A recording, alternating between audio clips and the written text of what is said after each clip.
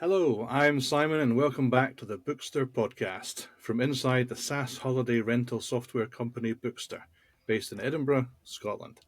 Follow along as Bookster discuss their journey and their inner workings.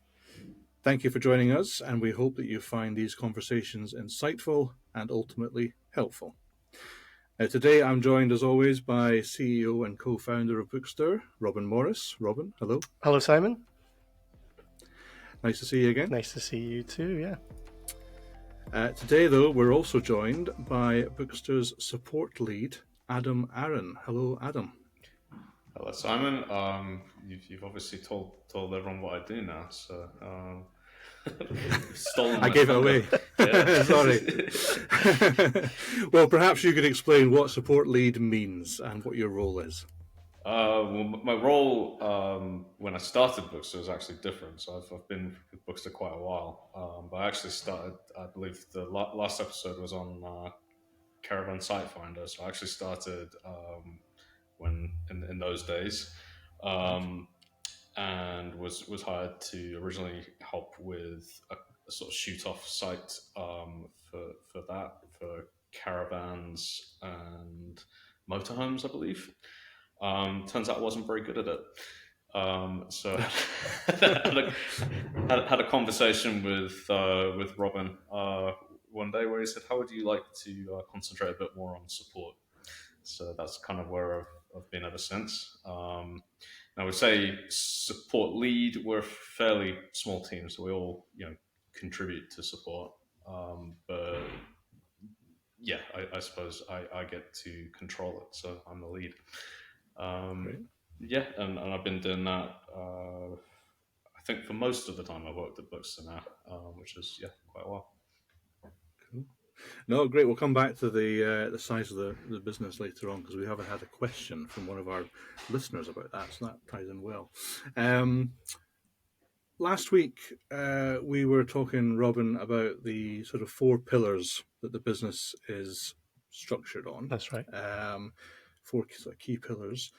So what we thought we'd do is we'd take an episode per pillar for the next four sort of episodes, sort of a mini series on the pillars of the business. Today, we're going to look at, I guess, pillar one, which is sort of a key pillar for you guys, which is the low barrier to entry. Perhaps you could start off by just telling us what you mean by the terms low barrier to entry and expanding on what we said last week. Yeah, so basically, it's about being as easy as possible for our clients to sign up to Bookster and really get to the point where they are finding it useful. So the low barrier to entry means that this as quick as possible or as easy as possible to get from finding out about us to taking bookings for their properties, and that goes through the whole setup process and etc. Yeah, that summarizes it. That's it in a nutshell. Okay, so I guess then the next question would be: what are the typical barriers that people would come across normally that you're trying to help them with? Yeah, so when we first, so I suppose like if you look at other software companies in our sector, and we're obviously B2B, so we are business to business. Other companies may charge, for example, a setup fee. Now, that would be a barrier to entry. Or they don't let someone register for their own account. Or they require that someone has takes out an annual contract. Or they don't allow them to use the software if this actually happened yesterday. One of our competitors, we had someone come to us, and the reason why they came to us was that their competitor refused to take them on because they didn't have their own website. So these other companies, they put these barriers up. Now there are reasons for doing that. Obviously, they have potentially good reasons, but we try to. One of our key things is to try and strip those barriers away. And it clearly working because you're getting new business from it, I guess, that way of thinking. Yes, yeah, we do get new business from it. It has its downsides as well.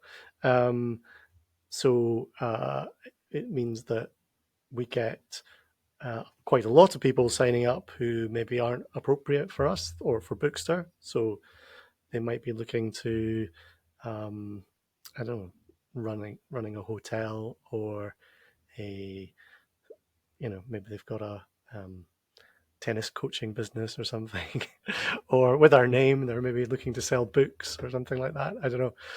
Adam's maybe got a few of these of people who sign up, and it's not quite the best fit for them, so they don't necessarily go through that vetting. Yeah, sometimes they like Bookster so much they want to use it for other things that it's not designed for.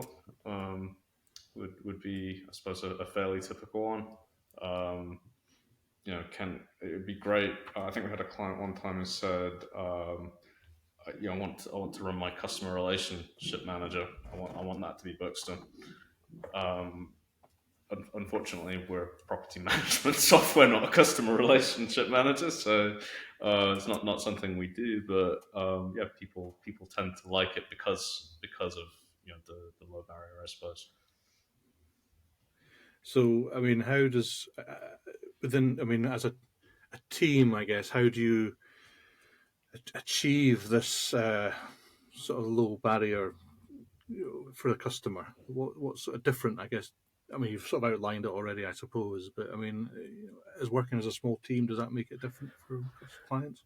Well, Robin says jump, we say how high, Yeah. and he says low because it's low barrier to entry. So that's generally Nice. the gist of it.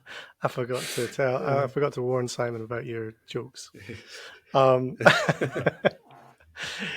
yeah, I suppose it's something sort of, obviously we've just set up to do that inherently, so allowing people to sign up for an account on their own, and it's trying to allow them to do everything on their own should they want to or be able to. So that's a kind of, you might describe that as a barrier. So they can register themselves, they can create their properties, they can add, connect themselves up to Stripe or PayPal on their own for taking payments. They can connect up to Airbnb on their own without us. They can set their pricing. They can do all of those things on their own. So we have to constantly keep an eye on that and make sure that we are not, adding features or facilities that put a block in the way of that. So that would be one sort of thing, making sure they can do everything on their own. But also, yeah, the sort of annual contract thing, for example, now is quite tempting to ask people to sign up for an annual contract, because obviously then they're obliged to use you for a year. But we have to sort of continue to resist that, because we know that's something that some people don't want, basically, or they would see would be a barrier. Right. So, yeah, so those are the kinds of the kinds of barriers. Yeah. As I say, from a support perspective, like one of the things I came across yesterday that could be described as a low barrier to entry. You mentioned connecting to Stripe. Um, when you connect to Stripe, which is the payment processor that most people use with Bookster, it automatically on Stripe's product, they are also trying to create a low barrier to entry. Hence, they have the same form for registering and logging in. So, in other words, if you don't have a login, it will register you. If you do have a login, it will try and log in using the email password, the email address that we pass over. That's not always correct. So, from a support perspective, there's some low barriers to entry that we're working in the background to make sure to follow up. To make sure that they've connected the correct Stripe account, for example. Do they have more than one Stripe account or more than one login? So, low barrier to entry doesn't mean once you're in the deep end. We will obviously from a support perspective continue to make sure your head is above water, so to speak, and the actions you can take initially might not necessarily be the right actions. So you might connect the wrong Stripe account. How would we resolve that? But the fact that you've done it and were able to do it on your own is still a benefit in terms of getting a customer through a process and getting them on board from from our perspective and from their perspective as smooth as possible, and asking them the right questions at the right time to to ensure that process goes as smoothly as possible. Uh, it strikes me perhaps that if you're encouraging your client, I guess, to be able to do all these things themselves, well, there's two things actually. One is from a support point of view.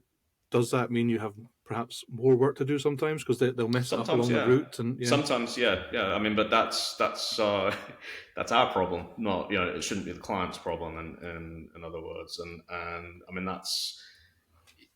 it's just one of those things. It's part of reality. You can make technical solutions go so far, but at the end of the day, we are human beings talking to other human beings.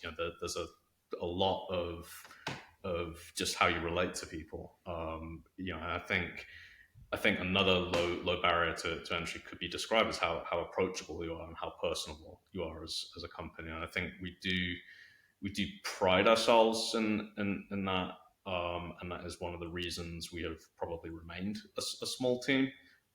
Is because I think it is more approachable from a client's point of view. Um, Yeah, being very approachable, and so we have weekly drop-in calls where anyone can just come along and say hi. We've got chat, we've got email, we've got telephone support. So yeah, I think we're going to cover kind of quality support in the next episode, but that all contributes to the barrier of entry being low. So that people feel like they've got that support there, they can do it themselves, make some mistakes, but they'll be helped out. sure. Yeah. I mean, the other thing that I think I did mention this last week or ask about last week, but maybe just try and go over it again, is that with the low barrier to entry sort of pillar, and you're letting customers do their own thing. You're not charging the sort of annual fee. Um, are you? It's a genuine sort of question. Are you doing yourselves out of money potentially from the client because you're letting them do so much themselves? Um, I mean, there are probably always ways to make more money.